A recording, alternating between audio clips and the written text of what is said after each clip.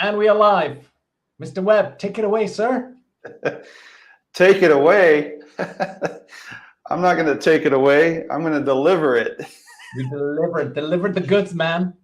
Today I am FedEx or UPS or Amazon Prime, whatever you want to call me. Let's get right into it. We have a lot to cover. We are in the final week. Today marks the first day of the final week of the 30-day challenge, connection challenge. So I hope you guys are doing well with this. We've reached out to a ton of you. We've got a ton of feedback, and we'll get to that here in a minute. So let me add my slides, Michael, real quick, and we will get going here. But little, what do they call it when you housekeeping, right? So we're gonna go through some notes here, and there we go. All right. So one of the things that we got back this week were several of you. So I want to make sure that you understand that it's not just one of you; it's several of you have, for whatever reason, we've heard about some of you dealing with some COVID issues still. We've heard some family trauma issues. I mean, life gets in the way. Do not feel down. But if you feel like you're just getting started, we built this whole program for you to just get started at any point in time that you want. So make sure on the group page for the Build Your Tribe 22, you have all the links, all the resources. Michael's got them listed for you here, and we'll even, this is even pinned at the top. So that you can get access to that. But buildyourtribe.co is where you want to go.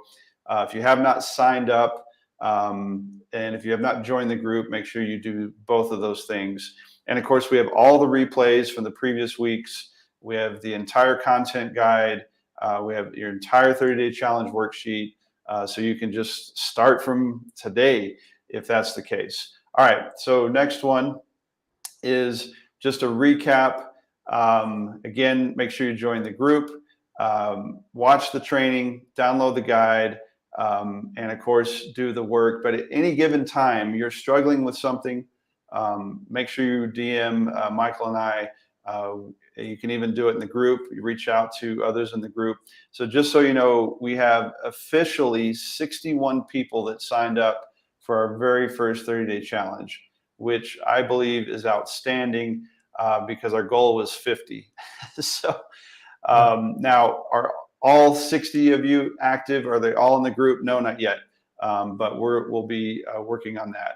So just remember, if today is the day that you start, that is fantastic. But I also wanted to bring this out. Hopefully you can see me here. I don't think people can see that because you're sharing the presentation, so you're very small. Oh yeah, so it's small. I'll come out of this here in a second. But just remember, the 30-day connection challenge was phase 1. And we have phase 2, which is what we will be beginning June 24th. So we're going to bring that out today a little bit. But I just want you to remember, if there's one thing, if you remember nothing else from this challenge, remember this. Conversations equal conversions. Okay, so every connection is a possible conversation. I've been having multiple, like I'm talking like 20 offline conversations. I mean, they're online, don't get me wrong, but off LinkedIn conversations with fellow tribe members. There is some future collaboration opportunities that are already presenting themselves. And so every connection that you make is a conversation. This could be with a client, an existing client, could be with a prospect, could be with somebody that's in, let's say you're in marketing, maybe you find somebody else that's in marketing. I'm really big into crypto and NFT. I'm having tons of conversations in that space right now. And so all these opportunities are coming up, and they're moving to those that are taking action because they're going out and making connections. So remember, what your goal here isn't to just fill up your get a ton of followers and you got 1 million connections and you're doing nothing with them. I know people like that. They got 40, 50,000 connections, tons of followers. They don't have conversations, right? They just do a lot of preaching. And that's fine once you get to that level. But right now, you want to have conversations, especially if you're trying to convert into new clients. And when we go into the collaboration challenge, we're going to go deep into how collaboration, like what Michael and I have created together, equals conversions, how that can actually increase sales, give you new sales opportunities. As you know, I'm the orchard guy.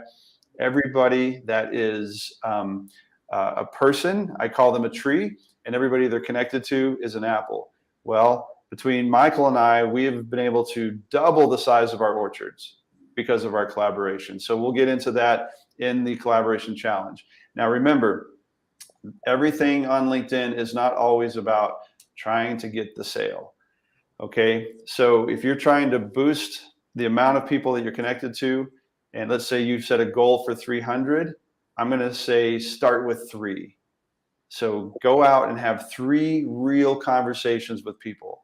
Remember, you're looking for partners and collaboration opportunities. That's why we're creating these connections. We're not creating these connections to say, oh, look, I have 26,000 connections on LinkedIn. I think it's tapped at 30,000, isn't it, Michael? That's the max amount of connections. That's correct. Yeah, so you can only have 30,000. You're like, what am I going to do with 30,000 people? Well, you get on stage, man, and you rock out, and you have a really good time, and you get these people excited about what you do. That's what you do with 30,000 connections. But there are people here on LinkedIn that have 1.2, 1.4, 2 million followers. It's unbelievable. So the point, though, is start with three really good connections, because those connections and having those conversations are going to lead to collaboration opportunities. So just for instance, I do 3 collaborations per year. So Michael and I are a collaboration. This whole Build Your Tribe project is a collaboration. I also have one in the works going on with a fellow business mentor, Larry Reines. And then I'm working with a crypto company on a 3rd collaboration. So I average about 3 collaborations a year. And the reason why, any more than that, you don't have any time. But those 3 collaborations lead to 3 amazing different orchards. Like, I have an entire new audience with everybody I am engaging and collaborating with. So that is the goal here. All right, so collaborations, though, is where you level up. Again, immediate new orchards. The second you collaborate with somebody on a project. Number 2, I think Michael and I will probably be somewhat decent friends. I might even, I don't know, eventually find my way to Austria just to meet the guy in person. That'll be awesome. And this is how you gain exposure to entire new industries. Just because you are a niche, let's say you niche down into financial services, or maybe you're in e-commerce, or maybe you work with moms, doesn't mean that you're stuck in that particular industry or that particular niche. When you go out and collaborate, you're going to create new opportunities that you haven't even dreamt of. In fact, Michael and I have some things that have come to the top with what we've been working on that is going to, who knows where it leads, right? But the point is that laying that foundation starts with the connections, which is what we're doing now. And then we move into collaborations. And so 300 is one of my favorite movies. So here we go. Let's grow together, right? I can't do it in his accent, but if I do it, it sounds Jamaican, which I know is totally wrong. So anyhow, that's it. I love it. I love it. So the next phase of Build Your Tribe begins June 24th, not next week, because we have a full week left in the Connection Challenge, but the following week. And just go to buildyourtribe.co. The 30-day collaboration challenge will begin on the 27th. We do have a incentive if you sign up between now and the 27th, where you can bring on your collaboration partner for free. So one of you will pay for it and you can bring on somebody and you guys split the cost, whatever. But this is a paid program. We will be moving to live weekly meetings on Zoom. You'll get the entire Build Your Tribe playbook, live coaching with Michael and I, and then it ends with a 2-day workshop in July where we put all these pieces together, hand deliver that to you, light a fire under your butt, and help you go out and create some amazing collaborations just like what you're a part of here. So that is, we didn't really make each other smarter this time, Michael, but I really wanted to introduce the next phase, which is phase 2. Let me end this so you can see. How do I end that? Remove from stream. Boy, you'd think this would be a little simpler. All right, so phase 1 is where we're at. That's the connection challenge. And we have 1 week to go. And then we'll move into phase 2, and that's the collab challenge, collaboration challenge. So we would love for you to be a part of it. We know not everybody has the time to commit the full 60 days between the connection challenge and collaboration challenge, but we'd love to bring as many on into the collaboration challenge as possible. So go to buildyourtribe.co. The landing page is there. You can see the prices to get in, and then we will start hand delivering you all the assignments that we'll be going over for 30 days. And then of course, what the working with Michael and I would look like during that collaboration challenge. So that's all I got. How about, I know we have a ton, not a ton, at least 1,000 pounds of success stories. Yeah. So maybe by next Friday, we'll have a full ton of success stories. Absolutely. No, thank you very much for this great intro, Scott. I think I would love to continue working with the wonderful people that have already joined and that are asking the questions in the group. And we would like to deepen that relationship with you guys. Like right now, the only way to kind of get a question answered is now if you just submit it in the group, and we have a few that we will cover today. But that is effectively right now the only way. You submit it in the group and we then cover it on the live call here. What will be very different in the collaboration challenge, and this is probably the primary reason why you might want to join, is because we're going to be doing this on Zoom. So we can simply have an interaction there, and we will coach you in the nitty gritty. If time allows, we then take your, let's say you want to figure out how to draft better content posts. We will with you go into the Google Doc and change the wording of the draft post if need be, right? Because we really want to help you to get started, to get moving at a faster rate, even if that means that we will maybe even be able to teach you some time management tools, because that has been a frequent issue that has been brought up in the group, right? It's like, I don't have time. You covered that last time, Scott, right? And where you invited people to subscribe to get your papers sent to them. That is exactly, those are the kind of things that we will cover, and it's going to be much more in depth. So we definitely want you to join the collaboration challenge and take advantage of the 2-for-1 offer, as Scott mentioned. Awesome. So beyond the pitch, what do we want to cover today, Scott? I mean, I do want to make you smarter still. Is that okay? I mean, I know it's hardly even possible, but I would like to at least give it a try. Yes. I feel like I've regressed a little bit, so bring it on, buddy. I think it would be a good thing. So, and I think this is very, very pertinent to what you said. Conversations equal conversions. And how do we have good conversations? I frequently get that from clients or anyone who I interact with, not anyone, but many people who I interact with on LinkedIn, where they say, when I talk to a stranger, I have a hard time kind of talking to them. Like, I don't know what to talk to them about, really. You know, they could be a potential client, but how do I kickstart that conversation? And this is what the wider field of concern theory is about. It sounds a little bit like the unified field theory of physics, but it's actually a little more simple. It simply answers the question, what the hell do I talk to them about in LinkedIn DMs? Okay, so that's what we want to cover here.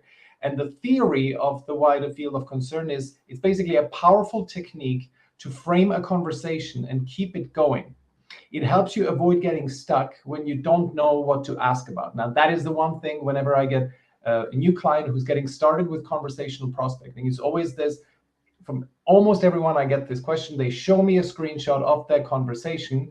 He said this, what do I say now? Right? And so this is what the wider field of concern theory addresses. It's a frame of reference for you to ask questions in. And it requires you to be invested in their success. That's the beauty of it. This is why it works so well, because it's very altruistic in its nature. No matter if they end up working with you or not, you're invested in their success.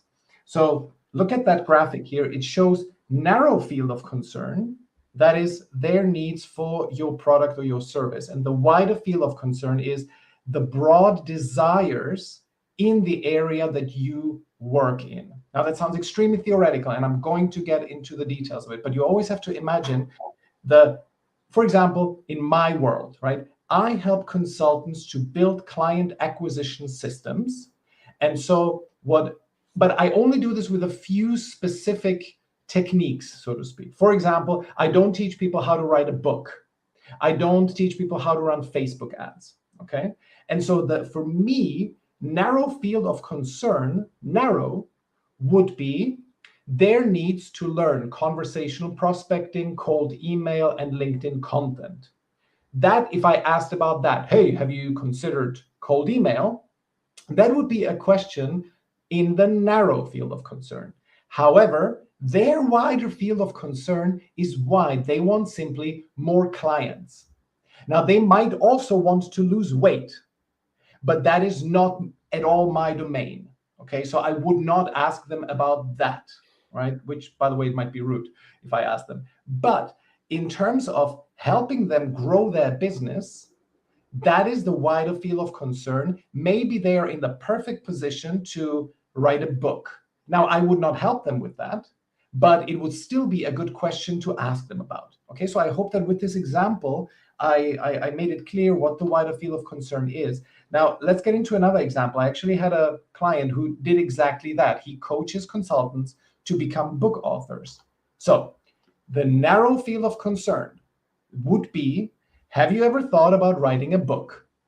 And that is always when people, this is what most, at least many of my clients, when they get started, this is where they get stuck in, because they only think in the narrow field of concern. They tell me things like, so I started this conversation, this guy responds, and then I asked him, well, have you thought about writing a book? And then he stopped responding. Well, that is because you went sort of straight for the pitch. Even if it's not a direct pitch, it's still a bit of a pitch, because you're focusing on your world.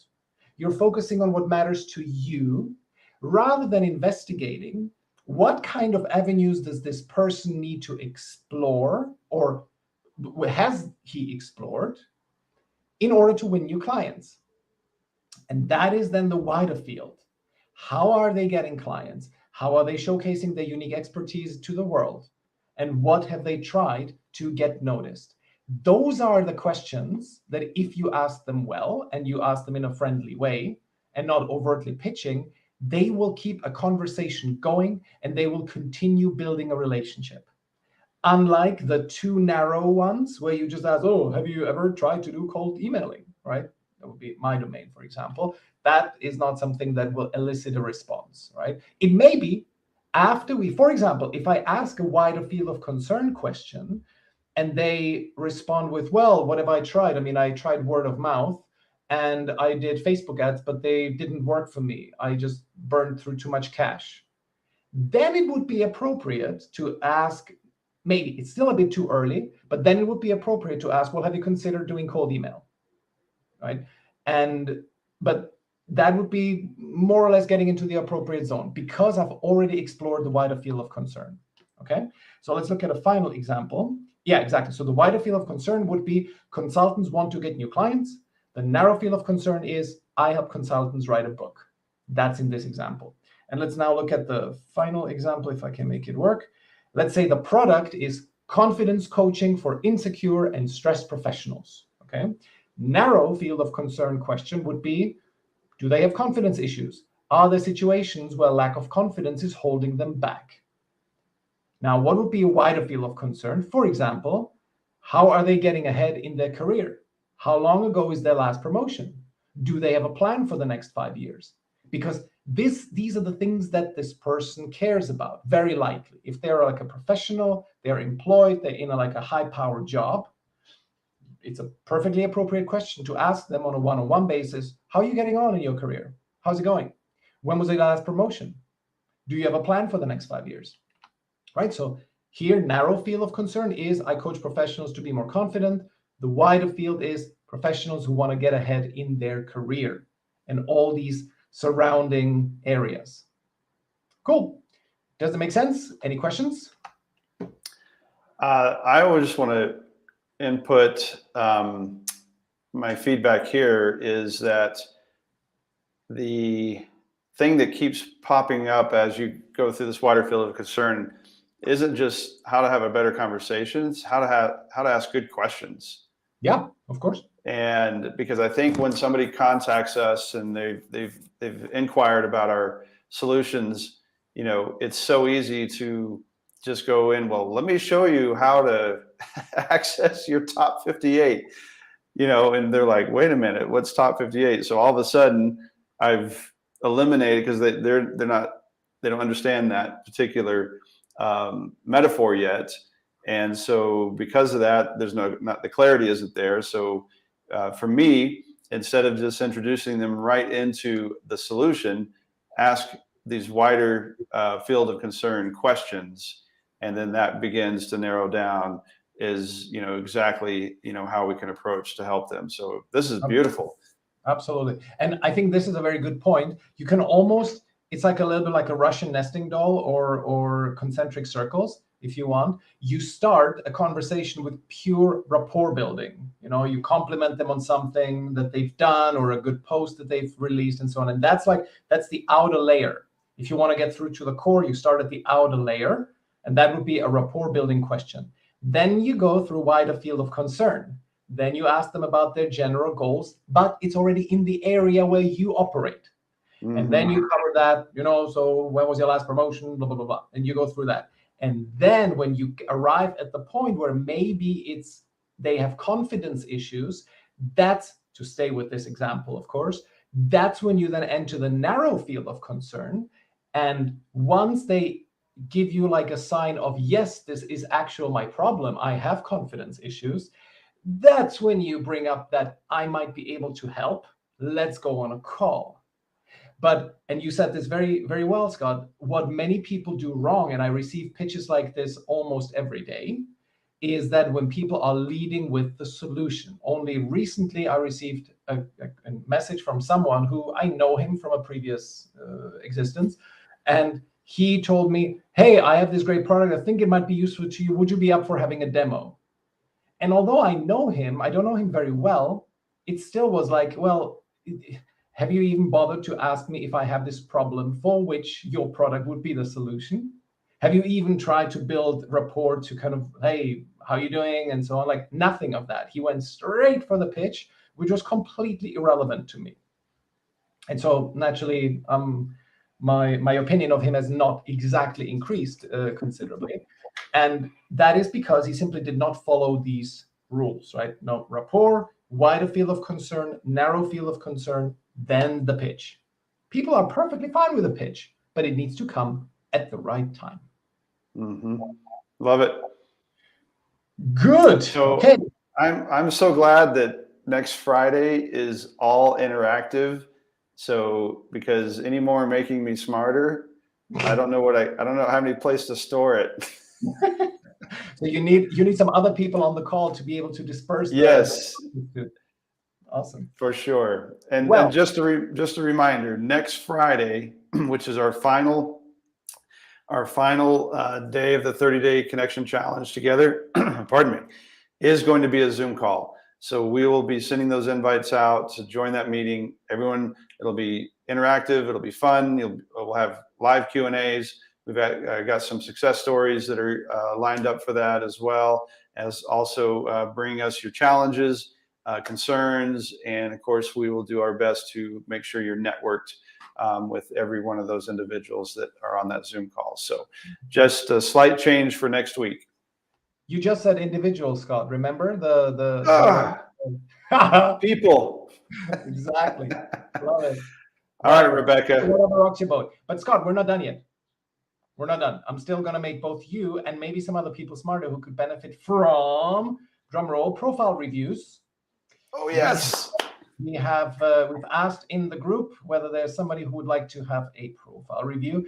And Melanie has asked for one. Let's quickly make this still bigger because we want to set the context. A profile review or LinkedIn profile is only relevant, or I can only give my input on it if I know what is your goal. Okay, because some people simply want to grow their audience. They just go for breadth, and they don't necessarily have anything to sell. In Melanie's case, so she commented in the group, let's go. Grateful the new headline is in place. Profile optimization suggestions are so welcome while I work on the draft. And then I asked what are her goals. She said, yes, attract clients and event sponsors for Be Visible with Mel trainings and followers for this hashtag. My Be Visible mission is to eliminate fear and anxiety about business attraction and event strategies, live, hybrid, and virtual. So Melanie is all about events. My goal is to help CEOs and founders build, motivate, retain, and train high-performing team members before and during Be Visible shifts, so they declare I'm possible. Secondary goals are event displays and support, speaking gigs, and sponsors. Beta course and book are in progress. So just quick feedback on this, Melanie, instantly is you include, and by the way, Scott, chime in at any time, right? If you have anything to share, just interrupt me. Otherwise, I'll just keep going. This line, my goal is to help them build, motivate, and retain and high-performing team members before and during Be Visible shifts. What is that? Right? That is something that is like a term that you use in your world. I don't think this is something that your clients would use as a term. And therefore, and you also say, so they declare I'm possible. This is also, I saw that this is your name of your, I think, your podcast. Those are all kind of your terms, and you're phrasing this goal a little bit in your terms. So I would just invite you to think, how can you rephrase it so that when somebody reads it from your target audience, that they feel, aha, this is for me. Okay. So, but it's just a thought here. We haven't gone into this in detail. So let me now look at your profile. Whoops, I need to going through this. Okay. So Be Visible shifts, make space to emerge. Okay, so let's keep it high level.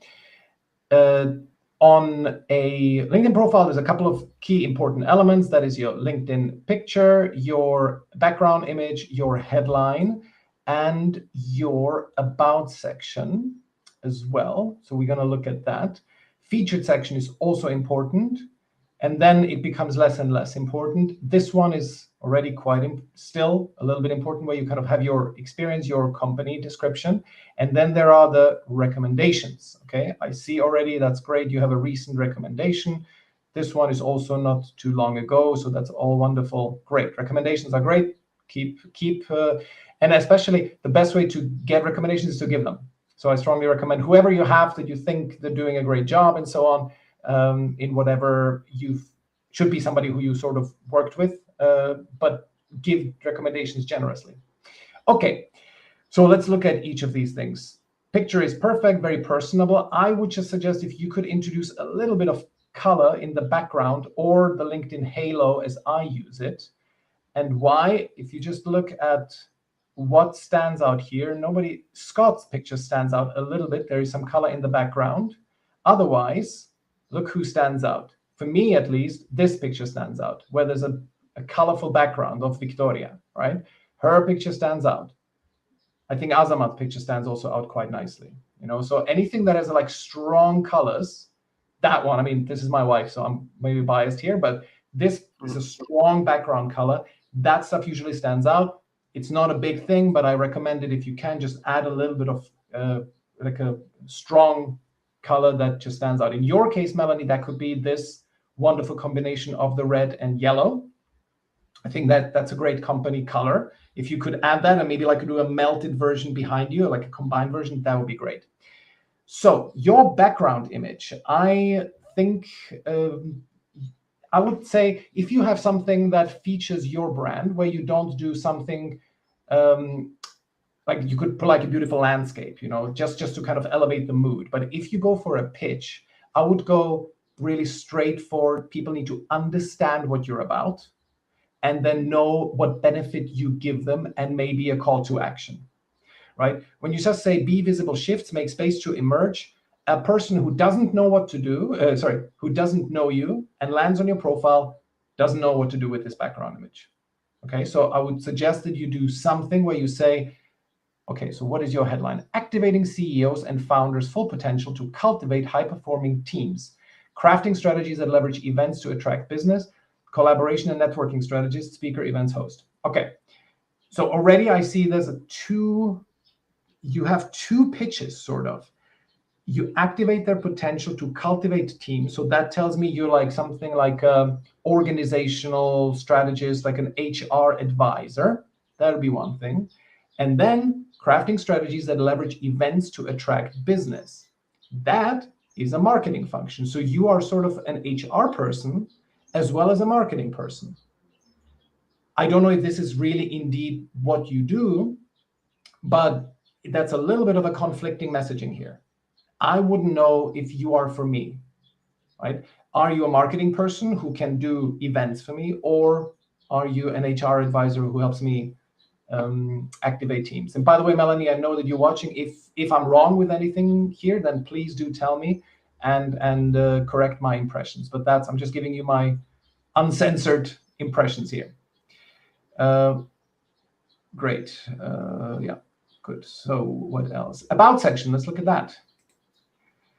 You write using, let me quickly make this a little bit bigger. Hopefully will it work. Yes, it works.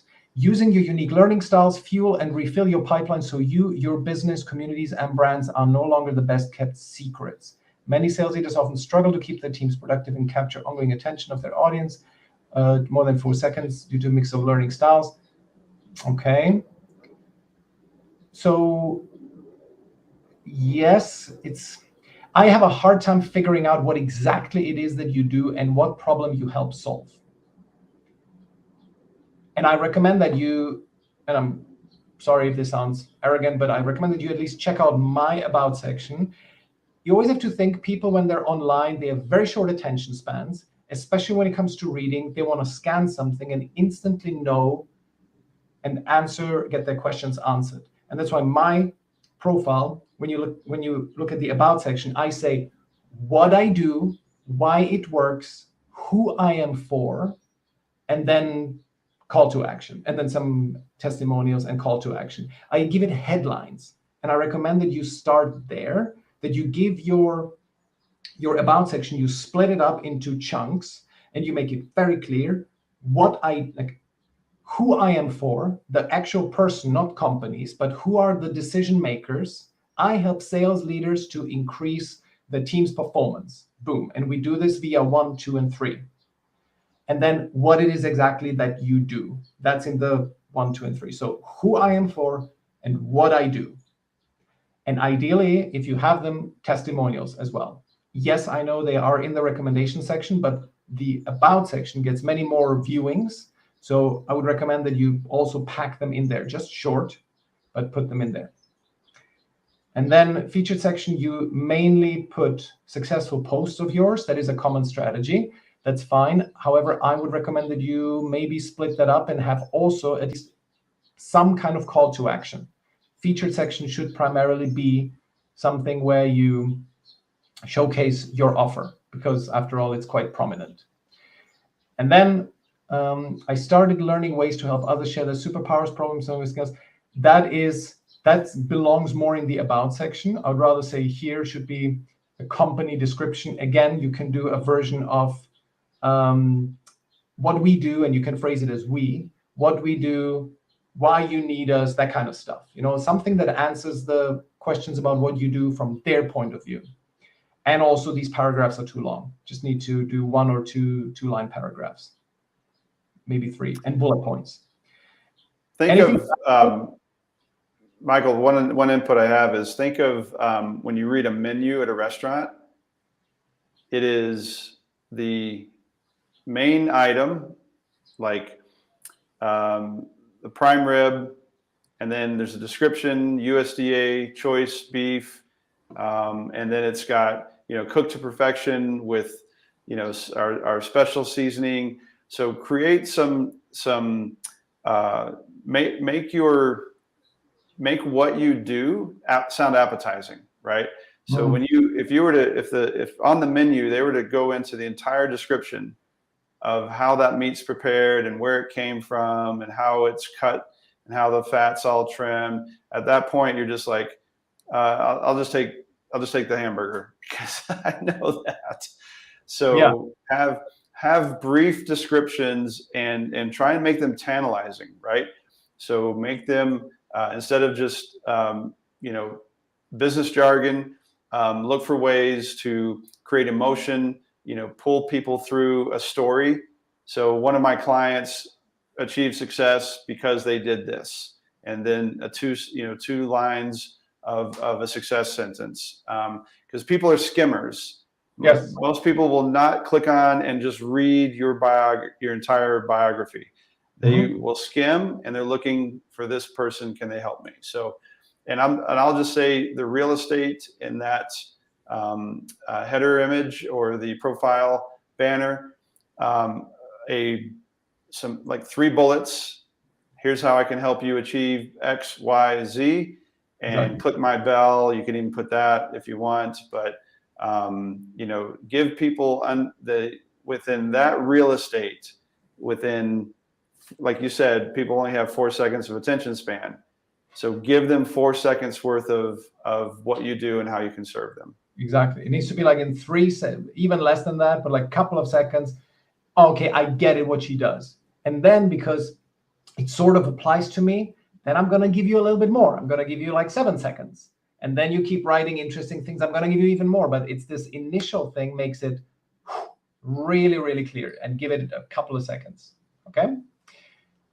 Lovely. Let's look at number 2, who is Chris Andele. Let me just remove these messages. So Chris asked for a profile review.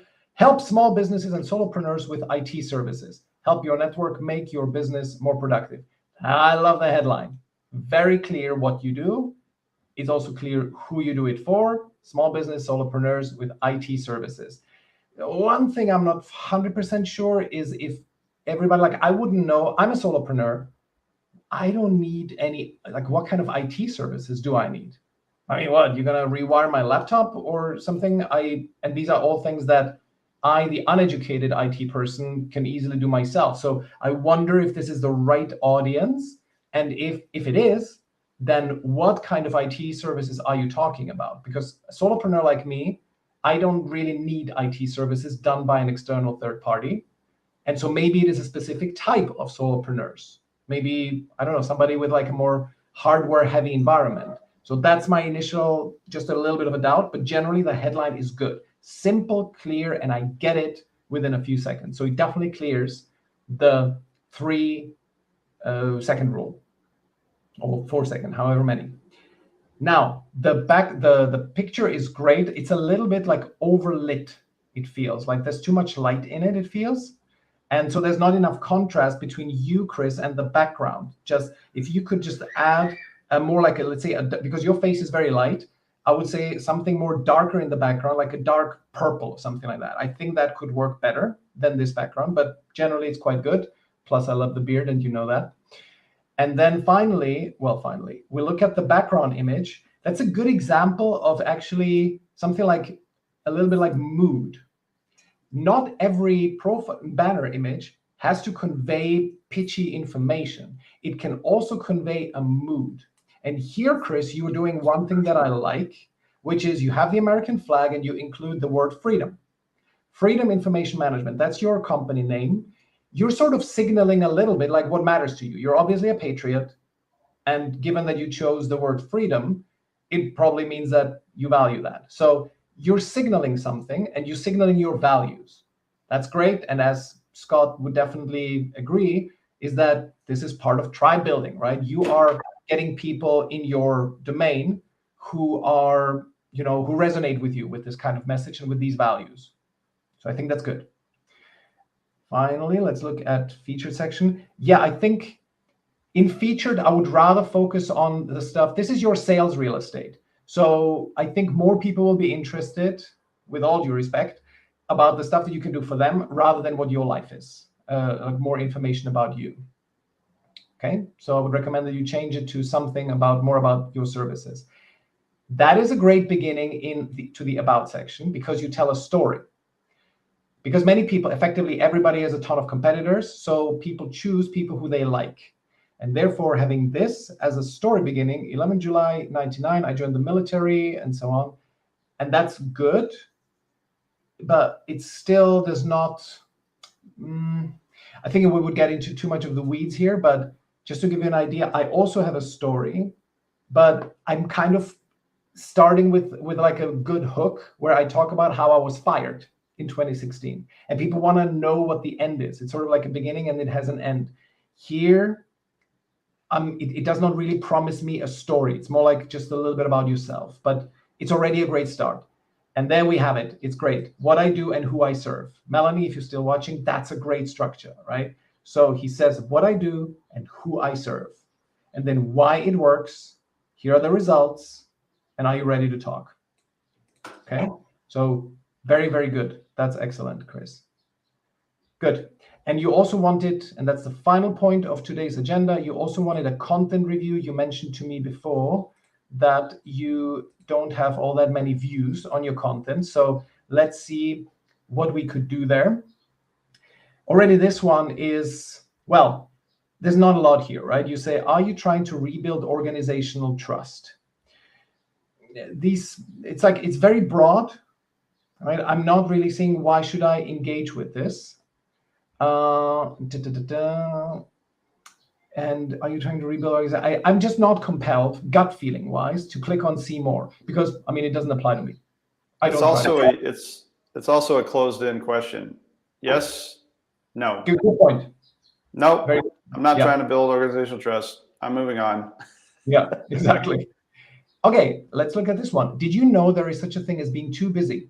How do you build trust when you don't have time to post? Okay, I think already that's better, slightly better, but then you just destroy it with like way too huge paragraphs, right? So there's like, you may not be familiar with this, but there's like this kind of 2-sentence rule, or like maximum 3 lines rule. I would really recommend that you separate your paragraphs here, right? So that would be one thing. Introduce maybe some bullet points here and there. And also, like, now looking at this for the last 10 seconds, I don't really know what the point is here. So being too busy and build trust, those are 2 separate topics. A LinkedIn post should only have 1 topic, right? So that's my initial impression. Okay, so I've covered that. Let's cover one last one. And preventing disagreement. A company is at its core a group of people attempting to accomplish a common goal. Proper communication is essential for that. You must understand that disagreement is a normal part of open conversations. That thing is like, okay, I don't need to read on. You've given me your point, right? Okay, yeah, disagreement is a normal part of open conversations. Cool. Why should I read on, right? So think about that. And I always like to, this is my very last point, I always like to point people to a content creator who I respect enormously, Sam Brown. Unfortunately, he hasn't posted in quite a while, but he has the best intro hooks I've seen, right? So are you making this huge mistake? It costs you money and it ruins your life. All new entrepreneurs do this. I love it, right? It just, I want to click on see more and then look at how he structures the post. Short, maximum 3-line paragraphs. You know, he tells a story. Imagine a 25-year-old marketer, boom, boom, boom. He splits it up. He has these little chapters, right? And those are super long posts. And look at the engagement, right? Another one is, I like to start a business. Which business is right for me? For new entrepreneurs, this is the question. I don't think this one is particularly good. What happens when your skills and passions are aligned? It's almost like magic. This is what happens to me. It's a good one, right? So try to, first of all, I would say use all the 5 lines that you have to your disposal in the beginning of a post, and then work on it, as in try to see yourself from the third person and think, would I stop and scroll? And would I stop scrolling and click on see more? That's the question to ask yourself, Chris. And as Amanda said, I really appreciate your willingness to publicly undergo the positive critical feedback. I really appreciate this. I think these are great examples of LinkedIn profiles and some of the common and perfectly understandable, areas for development that most people have. So really appreciate that we could educate some other people about this, and hopefully you, Melanie, and Chris also got something out of this. I want to just one quick thing here, going through Chris's posts. LinkedIn's a perfect place to establish your authority as the expert in your space. So all these posts have something to do with trust and trust building and organization, like foundational pieces. If you're an IT expert, sprinkle in some of your best IT solutions, or here are the worst 5 things you can do when considering an IT professional, or here's a disaster of my last client. So tell a story of how you came in and saved the day. So you don't have to make every post technical and about your expertise, but I would say, for me, I post every single day, and I do at least 3 posts of the nitty gritty of how my particular solution will help you. And then I sprinkle in like I'm a huge NFT crypto dog lover. I want to save 1 million dogs from being euthanized in the world. And so today's post was all about my dog Miles, which has nothing to do with Apple Orchard or anything, right? But make sure you establish your authority as an expert in your space by giving people some ideas on how they can save money, save time, not make bad decisions when they're hiring an IT professional. Awesome. Excellent tips, Scott. Wonderful. Okay. And with this, we are through with our agenda. If there's any questions, please pop them into the comment section. Otherwise, we are done. Please, if you are, and that is one last really point I wanted to stress, Scott, you addressed it in the beginning. We received a lot of feedback from people who said they feel like they haven't started at the right time with the connection challenge, and they feel they're so behind they don't know how to catch up. Really important to understand, there is no catching up you need to do. There is just getting into the groove of doing those activities, the starting conversations with old contacts, and building your Apple Orchard. You can start conversations with strangers, get them on live so that you can build deeper relationships and post content. It does not matter that you did not join the Build Your Tribe Challenge at the very beginning. It doesn't matter one bit. Just simply get started. And to get started, go to buildyourtribe.co/replays and go to that one video that we did on the 22nd of May. This is when we kicked everything off. Here's where we explain everything. Just go through that and start taking action. We will be in the group. We will still be monitoring the group even after the collaboration challenge starts. Although for the collaboration challenge, we will have a separate group for only those people who signed up. But we will still be monitoring the free group, and we will be there. We will answer your questions if you have any. So just get started. We will be right there with you. And before we go out, I will try and make a creepier graphic for next Friday. Yes, please. That would be great. You can show us in some kind of embrace, Scott, or something like that. Awesome. Good. Great to see you.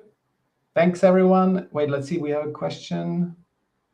Oh, yeah. No, just Ken said, thanks, Melanie and Chris, for your willingness to do this review. I picked up some good tips as a result. Awesome. Very glad to hear. Good. Thanks a lot, everyone. Great to see you. We'll see you next week. Good. See you, Michael. Bye.